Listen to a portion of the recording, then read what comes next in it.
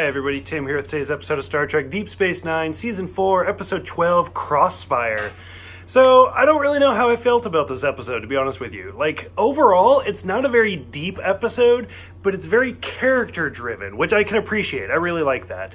So, First Minister Shakar shows up, which we had seen previously in the show. And he shows up and basically he starts to have a relationship with Kira. And in the meantime, we start to kind of see Kira and Odo's relationship where they have breakfast together every morning, or they drink a Raktajino every morning together. And there's a fantastic scene where it's Odo and Worf talking about how much they love order and how even blindfolded I could tell where everything is in my quarters and so on and so forth, where I talked about earlier how Worf was having a difficult time adjusting to the station because he was chief of security for like 7 years on the Enterprise, and now he's not, and now he has to talk to Odo about being the chief of security. So it's kind of interesting.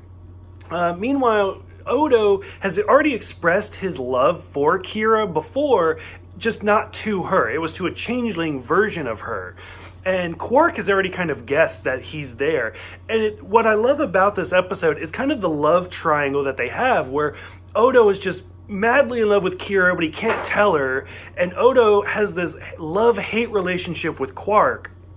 And it just makes like this perfect relationship, and I really liked it. They have a whole scene where they talk about Odo's belt. So Odo did not have a belt for the first couple of seasons, and then when they did the Mirror Universe, the crossover episode, the evil Odo had a belt, and Rene Auberjonois loved it so much that he was like, can we please integrate that into our universe and give me a belt? So when they did, he hated it. When he's all in black, the belt looked badass. But when he's all in brown, he just didn't think it fit anymore. So it only lasted like 3 episodes, and then they got rid of it.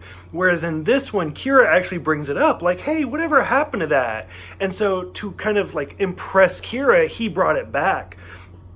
And then throughout the episode, we just see different things about like Odo talking to Shakar and how he and Kira are together, and Odo's just jealous, and Odo's basically following them around using the chief of security as an excuse.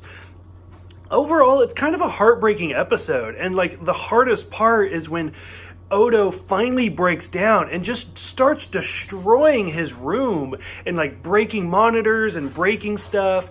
And Quark shows up and is like, you really are in love with her, because Odo's hurting so much because he knows, like, first Kira was in love with Vedic Burrell, and now she's in love with Shakar.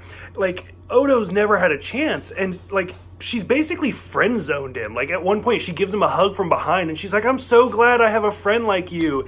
And Odo's just like, oh my god, get off me. Like, this is torture.